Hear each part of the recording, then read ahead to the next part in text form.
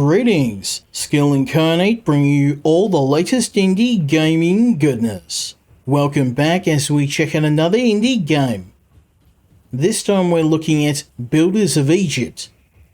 This game is the breakout title by small developer Strategy Labs and is published by my friends at Playway SA. These guys have done several games I previously reviewed, including Drug Dealer Simulator, Siege Mechanic Simulator, and the excellent Gunsmith Simulator. Builders of Egypt didn't release in the best of shape. By the developer's own admission, the game has several issues, and the reception wasn't what they had hoped. Unfortunately, this has resulted in the developer shutting down. But I had to give them full credit because they have committed to getting the game in a working shape prior to closing their doors. Something that I think a lot of AAA developers could learn from. Now, while I can't, in good conscience, recommend the game due to many of these issues, I will keep an eye on it, and I will let you know if they manage to get it into a working state for when I can. But, in the meantime, I'm going to show you the game, and hopefully you'll enjoy this look at Builders of Egypt. We are playing the second mission of Builders of Egypt. At the time of recording, there is a game-breaking bug that prevents me from being able to complete the third mission, so this is as much as I can show you at this point in time. Now, in the second mission, we have 4 goals. Firstly, our civilization has to gather valuable materials in the form of jewelry and turquoise. Then, once we've exported this, we can start to spend our profits on upgrades for our village and meat in order to keep our people fed. Finally, we have to grow our city to 168 people, increasing the workforce and therefore making our operation viable. Now, trade is a very important thing in this game because in certain areas you will not have access to certain materials. So, we're going to start off with a simple road. Now, another thing that is very important is the terrain. You can see here that these areas of sand, we cannot grow anything in them, and we also cannot get water. So we want to try and keep our settlement within this nice area here that's very lush and has a lot of moisture. So first thing, we've got a number of houses we need to build, so let's get those built right now. And we're going to build houses as close to each other as we can. And I think this will be a good spot right about here. Here and here and here. Now you might wonder why I'm leaving a gap between each house. Anyone who's played other city building games like Frostpunk, you're immediately going to know why. Now every building needs to be connected by a road. And we also need to worry about water. So I'm going to set up a set of wells. And this is going to provide both life-giving water for the people, as well as a means to fight fire. So let's get as many of these bad boys down as I can. I cannot set up a well here. Yeah, okay, that is troublesome, so I guess the well's going to have to go here.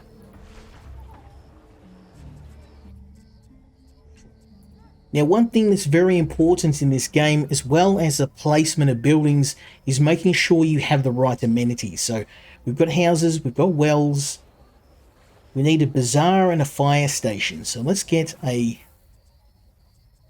those buildings set up now. Fire station, we want to try and keep them fairly central to the village.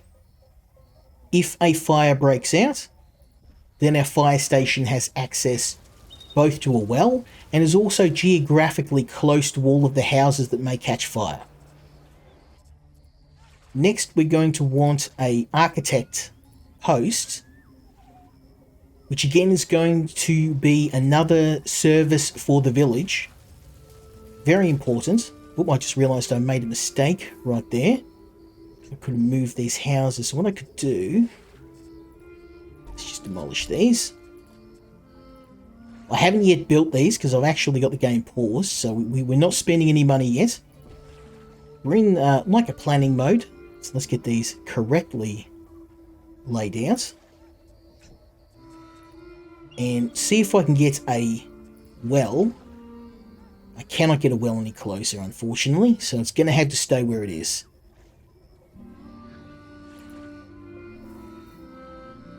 Yeah, that's okay. Well, will stay where it is. Actually, no, I'm going to demolish that. And we're going to set up the houses like so.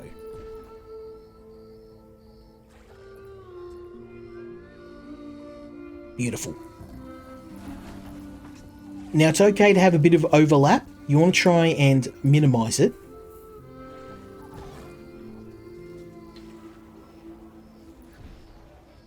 I think that's going to work. So we've got an architect, we've got a fire station, we need a bazaar. So let's get a bazaar going. What I can do though, let's just get rid of this. I can cheat a bit. Because I can build these houses back to back, like so. And I can build a bazaar as well. We need to be very, very careful with our spacing. Making sure that we're using every little piece of land. In the early game, our access to resources and our space is very limited, so just bust those out. Beautiful. Then we can run another road here. So we now got a trade route right through the middle of our village. So we've got a bazaar, got a well, we need an architect post. Did I not build that? No, I did not. Very stupid of me. And, I mean, I want to try and build it so it's got... Let's see what the area of influence is. Oh, it's huge. The architect post, you really only need one. It's giant. I probably should have built it down here, because I'm not going to expand too far up to the north. But, that's fine. Actually, that might actually hurt me later on. So what I'm going to do is I'm going to...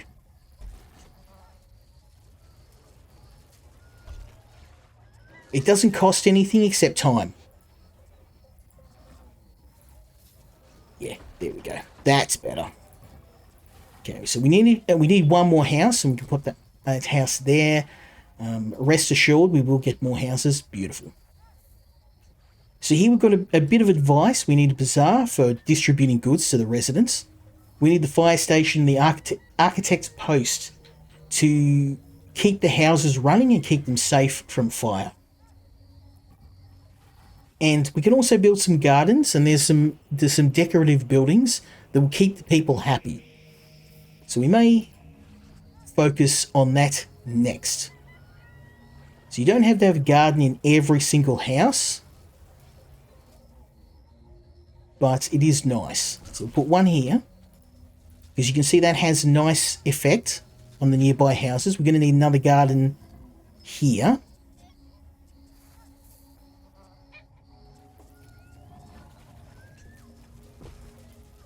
There we go. And then we can also build these statues, which are very expensive, but give us a substantial bonus to happiness. So I can pop one here, probably put one about here. Yeah, that's good. That is good. We got good coverage. And this house doesn't have anything, so we can drop another couple of houses. I'm going to get one here and here. We do need another well. So yeah, the well, these are covered. These are covered. Up here, anything here, it doesn't have water, so let's get another well. I'm going to try and build it right on the edge, because I want to have the biggest amount of coverage I can. I could probably build it up here, actually, if I wanted.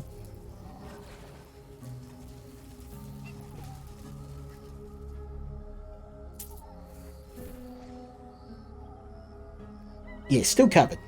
Still covered. Okay, so we're going to need some... These guys are not going to be very happy. So let's get some decorative buildings, some gardens. Do some gardening. Get a garden here. And a garden here. And a statue. Oh, and we can actually put down some palm trees. These also make people very happy too. So we can drop one of these bad boys here. And one here. You can see they have quite a good range. And we're trying... What I'm trying to do is maximize the coverage. Have the fewest possible decorative buildings, providing the biggest benefits. So we can get our layout. Boom. One here. Boom. Then we're going to put a statue about here. Now you can see why I left the gap. And we can put one there. Alright, alright, alright. Okay, so our next goal is to work on some jewelry. And that's going to mean we need to get a mining operation going. So let's do that. Road in. Then we're going to work on turquoise mine. Now we can only place these in areas where the turquoise can be mined. So I can see there's a good band here. I can put one right about there. That's going to be absolutely savage. We'll get a ton of turquoise. And it doesn't have an entrance road at the top, so I can rotate this bad boy. There we go. And put another one here. Yeah. Looking good. Okay, then we connect these via a road.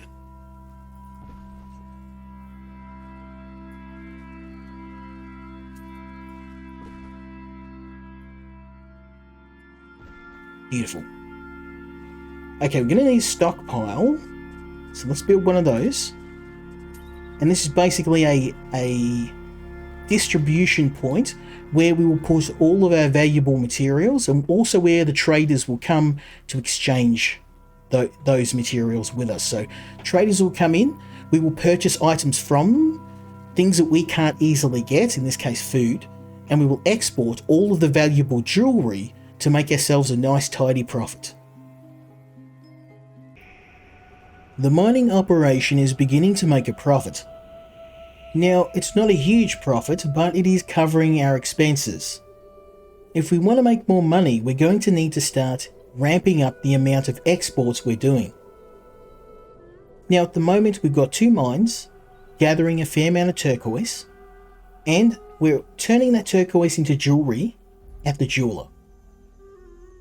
But I want to try and solve our problem of unemployment, which is currently at 18%. Now, that's not a huge number, but the higher the unemployment rate, the bigger the dissatisfaction. And that's going to hurt our settlements growing. Now, before we do anything else, we have a narrative event.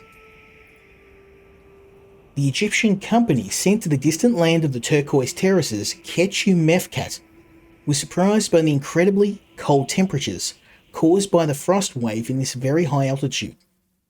People and animals are freezing. Organise a hunting trip to get the meat and skins from which the tanners will make warm clothing for the miners. Also take care of the animals and get some barley straw with hay or grain so the donkeys can return to their Egyptian homesteads with the company and turquoise. The Egyptians have been familiar with the art of leather processing since prehistoric times. The skins of wild and tamed animals were stretched over frames and lubricated with appropriate specifics to ensure the final material was of the highest quality. The tannery work, although hard and unpleasant due to the smell of leather, brought little income. So we are going to send some help in the form of raw materials. Boom. So now we've sent help to our allies. We're going to address the problems of the city. Firstly, an additional jeweler, doubling the rate of jewelry which is being exported. That has had the knock-on effect of lowering unemployment, because now we have more people doing jobs. Problem number 2, we have 2 copper mines down here that are understaffed. And unfortunately, this is due to the proximity of people's houses. There's no one down here, and normally I would build a work camp. The problem is there's no water. Now I can solve this by expanding my settlement south. So what I'm going to do is I'm going to see the furthest point at which I can build a well, which is here. Then I can build additional houses here. And I'm going to also get rid of this road. I'm going to redirect the road to make it a shorter distance to get to the copper mine. That also means I can then demolish this road here and use this for housing, like so. Okay, another house here, and here, and here, and here. Oh, whoops. Let's add a road, shall we? Like so. And then we're going to want some buildings that will increase happiness. Gardens. Decorative palms. Fantastic. Now we're at the limit of what the well can provide. If I build any further south, these guys are not going to have water. So it's not ideal to build any further south, but I can build this way, which I'm going to do.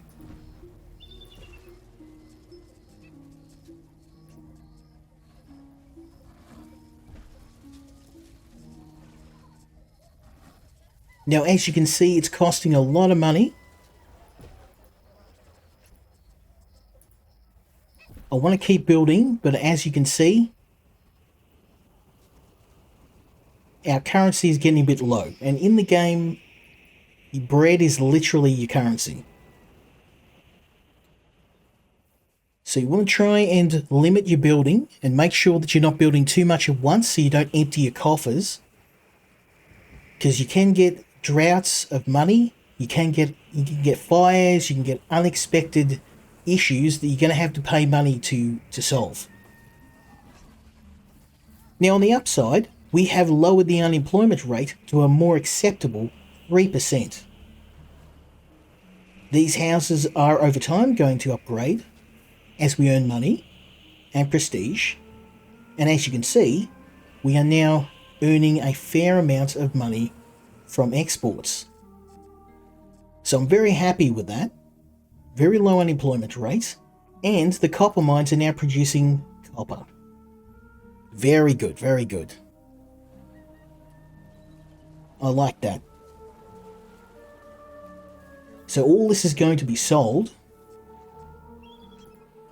and as you can see, we've got a fair bit of jewelry we need to export, and we also need to double the amount of people we've got living here. So I am going to build more houses, and the problem is I'd love to keep building down this area closer to the mines, but I can't. I can't because there's no water. So let's build this way.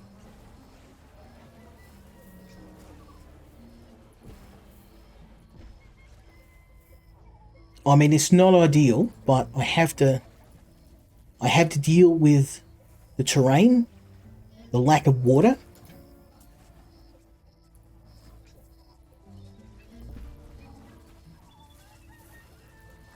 Beautiful. Now, these buildings aren't fully fully housed yet. We'll get more workers, and as they rock up, they're going to look for work. So we're going to need more buildings, because now the unemployment rate is going up again. So what I can do is expand our turquoise mine, because we have a lot of workers in this area that are going to be unemployed. So, and more turquoise means more jewelry, and that means more exports.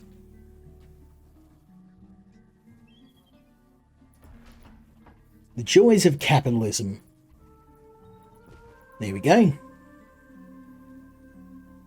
So we've now got another mine set in a really good spot. Get some more people working in there.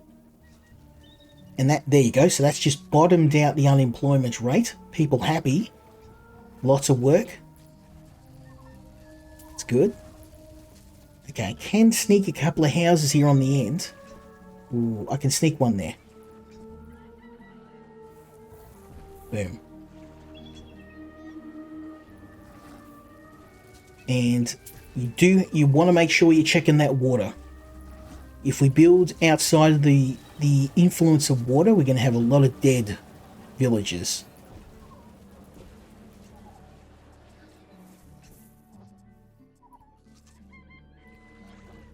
And dead villagers is not good for business. Okay, let's get these houses linked up by the road. Very nice. Decorative palm and a statue for you. Okay, so I'm going to ease up on the expenditure for now, because we don't overdo it.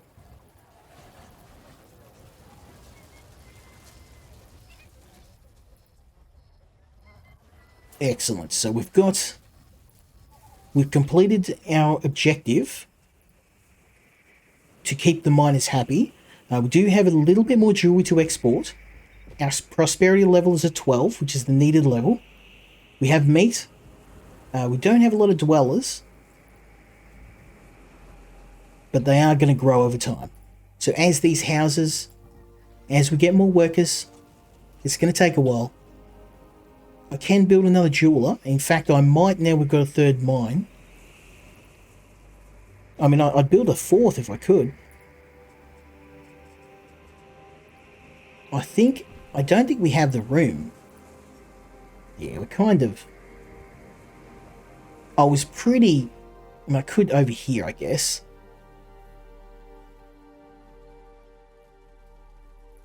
Let's do it. Even if nobody's using the mine, I guess... I'd rather have the infrastructure there. And I want to try and keep the unemployment at 0.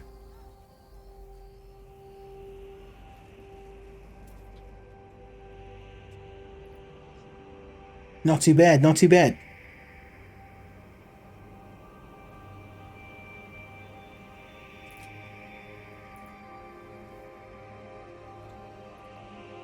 Excellent. So the copper mines are now fully staffed. And I'm going to build one more. Because I can. We've got the funds. We might as well have everything as efficiently operating as we can. And if we don't get anyone working in here, it's not a big deal. I'll just shut it down.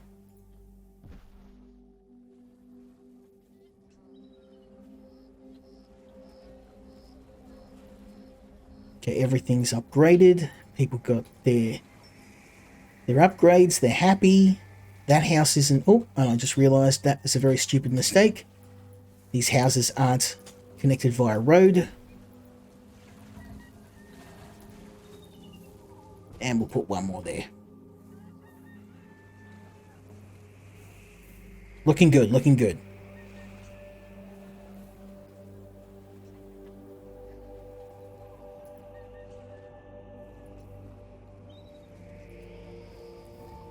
Okay. Now the unemployment rate's starting to rise, but that's fine. They're going to find somewhere to work. And if the unemployment rate gets too high, then I'll just build another mine. But 5%, anything below 10% especially given the size of our settlement, is acceptable. I can live with that. Even if it's a little bit over, kind of 10 to 15%, you can see 0 to 10% is no effect. So if this sticks below 10, we're laughing. Unfortunately, the problem is I had to get my inhabitants up to 200, so I'm going to have to raise the unemployment rate, whether I like it or not.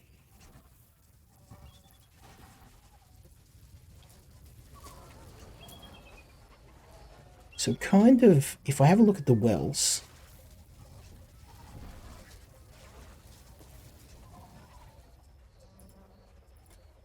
I can't expand anymore because I don't have any wells. There's nothing here. I can build to the north, and I think that's pretty much where we're going to have to do it. We've got no choice. It's the only place I've got. If I go down here, they're not going to have any water, and there's nothing here. No water here. Okay, well, my hand has been forced. We build to the north.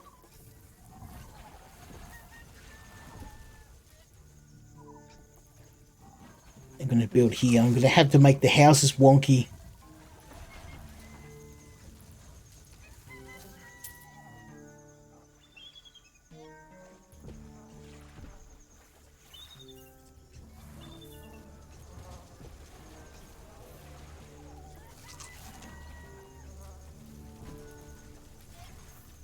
Okay, so we'll build some houses here.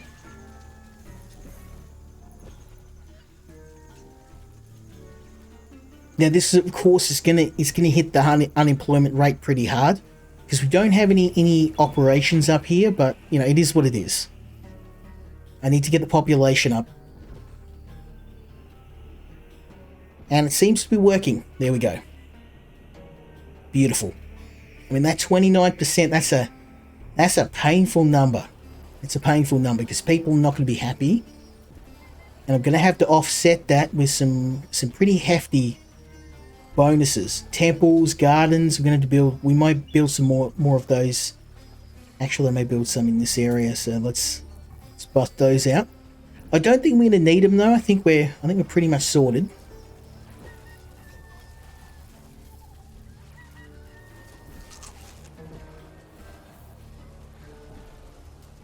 It's amazing how people can be distracted from impending doom by a simple addition of a palm tree. But I'll take it.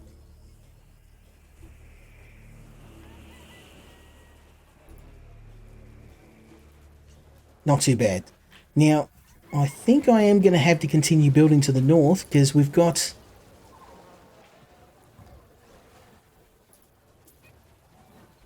Yeah, I've got no choice here. I could be sneaky and build some houses here, but then, no, they wouldn't be connected by a road. We can't. We've hit the limit.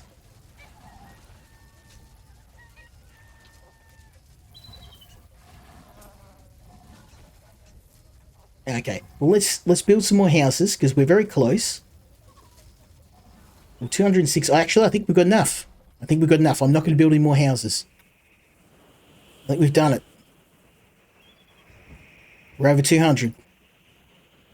206. It'll be two more people. We just watch these guys rock up and...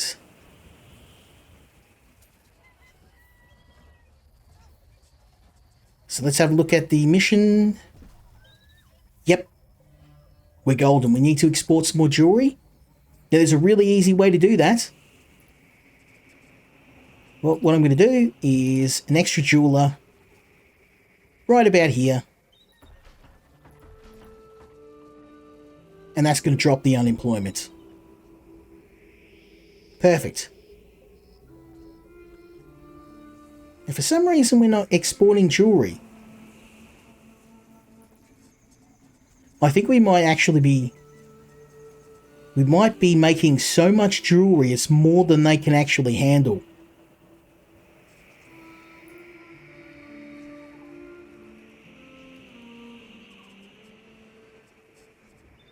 Let's just have a look. because we're not getting any warnings that they can't get to the resources. I think we are just pumping out so much jewelry. The amount of trade we've got, it's not matching up. They can't export anymore.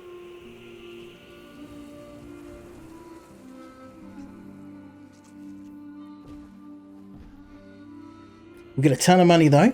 1,600 jewelry, 800 copper. That is a crazy amount. There we go. Yep, we just sold a ton of jewelry. Yeah, it's because I'm too efficient. My mining operation is so efficient. Yeah, we just need 200 more jewelry, and we got this in the bag. We got this in the bag. Oh, right on time. And so we have achieved victory with our little mining operation. We've won the mission. We've got a nice amount of turquoise. We've got a ton of jewelry. We've got food. We've got a copper mine spitting out a fair amount of copper. And our operation has been completely successful. Now, while I would love to show you more of this game, as I mentioned earlier, there are a number of game-breaking bugs within the later levels in the campaign. And this is something that's been reported by several people, including myself. And unfortunately, this is something the developer hasn't yet fixed, but they are working on it. And it's a real shame because this game has a lot of promise.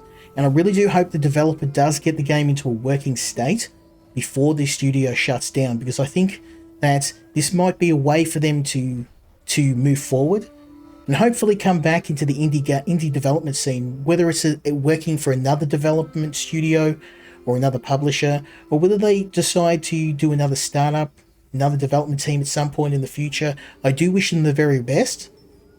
And I do hope we see more talented developers spinning out some passion projects, even though this didn't quite hit the way they would hope. I could see that there's some really good ideas in here, and in terms of city builders, it's got an interesting concept. There's not many that are set in Egypt, so hopefully we see more from the developer, and hopefully you enjoyed this video. Leave me a like, leave me a subscribe, and hopefully you'll join me next time when we check out another indie game. Until then, Skill Incarnate, out.